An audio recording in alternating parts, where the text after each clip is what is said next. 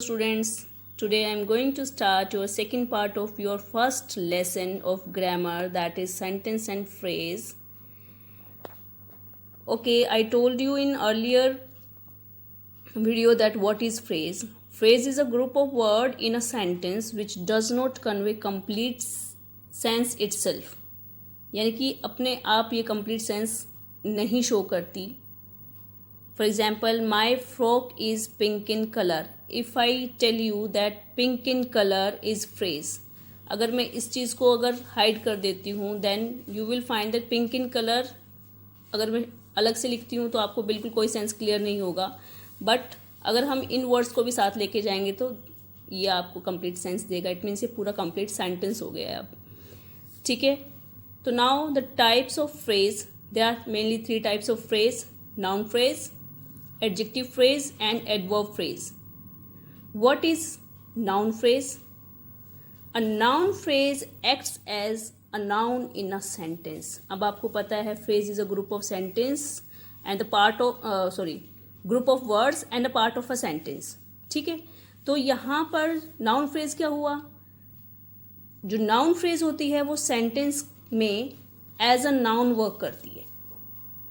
जैसे मैं आपको यहाँ बोलूँ ही expected to reach home early.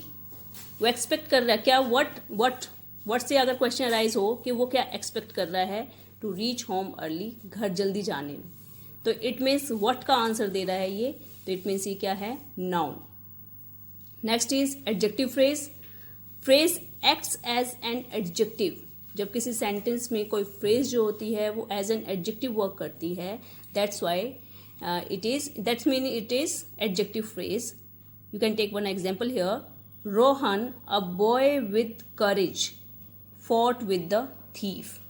अब रोहन कैसा है? करेजियस बोल सकते हैं इसको. ठीक है, रोहन जो बहुत ज़्यादा करेजियस है, fought with the thief. तो ये जो वर्ड्स हैं, a boy with courage, this is your adjective phrase. और यहाँ पर रोहन की क्वालिटी ये बता रहा है तो इट मीन्स ये एडजेक्टिव है. तो ये इस सेंस इसमें क्या कर रहा है काम? एडजेक्टिव फ्रेज का. Next is adverb phrase. Phrase acts as adverb in a sentence. ठीक है, तो यहाँ पर एग्जांपल ले सकते हैं जहाँ पर एडवर्ब का वर्क करती है कोई सेंटेंस में, देन वो फ्रेज आपकी एडवर्ब हो गई. You can take an example. She smiled in a warm manner. Means वो स्माइल कर रही है किस मैनर में? बहुत ज़्यादा ग्रीटिंग वे में. ठीक है, तो यहाँ पर आप उसे मैनरिज्म शो कर रहे हैं ये, और आपको पता है adverb of manner is a type of adverb. तो यहाँ पर आपका ये जो वर्ड है इन अ वार्म मैनर आपका एडजेक्टिव फ्रेज हो गया. In your first chapter there is also an also is a part of object. What is object? A transitive verb, you know very well, verbs are of 2 types, transitive and intransitive. In transitive verb there is an object, and in transitive verb there is no need of object. Like a transitive verb requires an object to complete its sense. किसी भी अगर sentence में transitive verb है, इसका मतलब वहाँ पर object ज़रूर है. ठीक है, आप एग्जाम्पल ले सकते हो. I throw.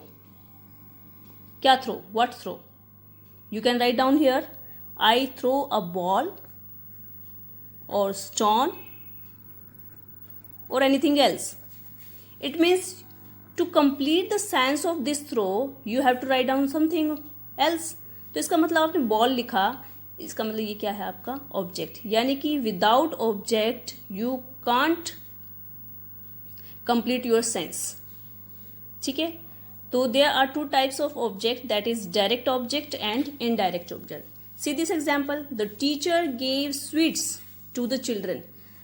यहाँ पर आपको 1 ऑब्जेक्ट मिल रहा था और मैं यहाँ पर 2 ऑब्जेक्ट्स आपको दे रही हूँ, क्योंकि सम सेंटेंसेज हैज 2 ऑब्जेक्ट्स. तो आप कैसे पता लगाओगे कि इट इज़ डायरेक्ट और इनडायरेक्ट ऑब्जेक्ट? तो the teacher gave sweets to the children, यहाँ पर 2 ऑब्जेक्ट्स हैं, स्वीट्स हो गया और एक द चिल्ड्रन हो गया. तो यहाँ पर इसको क्या बोला जाता है? Direct object and indirect object. If you have 2 objects in a sentence then there will be direct object and indirect object. How you will find what is direct object and indirect object? तो आप इसका पता कैसे लगा सकते हो? Noun answering what. अब मैं यहाँ पे पूछूँ तो टीचर गेव स्वीट्स. टीचर ने क्या दिए? What she did? Give the children sweets. जो व्हाट का आंसर देता है that is direct. To whom? To children. जो होम का आंसर देता है that is indirect.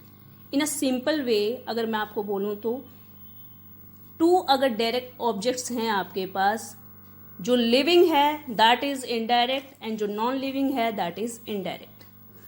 And I am sending you an some exercise also. You have to complete that exercise. Have a nice day.